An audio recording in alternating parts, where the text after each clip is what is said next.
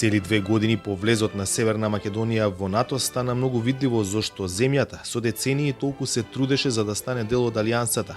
Владиниот врв ја употреби агресијата врз Украина за да ја потврди исправноста на одлуката за зачленување, но и да укаже каква би било опасноста од останувањето надвор од евроатлантскиот систем.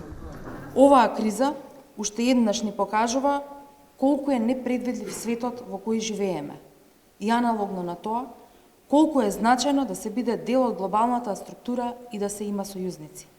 Кога се води војна на европскиот континент, цврсто веруваме во принципот на НАТО.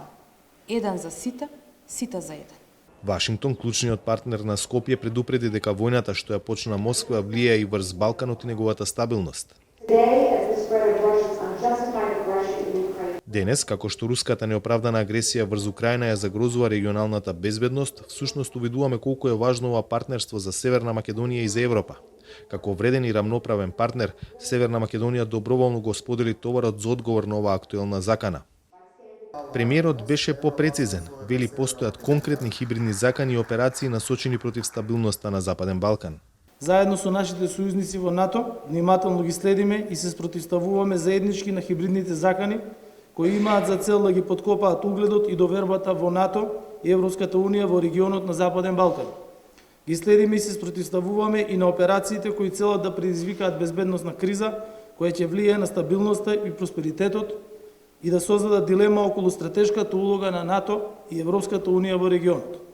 Најсоодветен начин за справување со овие закани според македонската влада е целосна интеграција во европскиот и евроатлантскиот систем.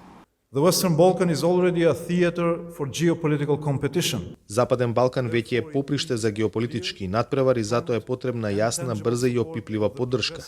Сега, повеќе од кога било, евроатлантската и европската интеграција на Западен Балкан треба да се гледаат како алатки за подобрување на безбедноста и консолидирање на стабилноста на југоисточното крило на НАТО и на Европската Унија.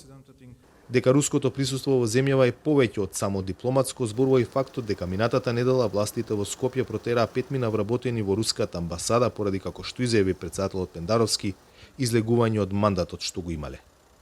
За Гласот на Америка, од Скопје, Владимир Мирчевски.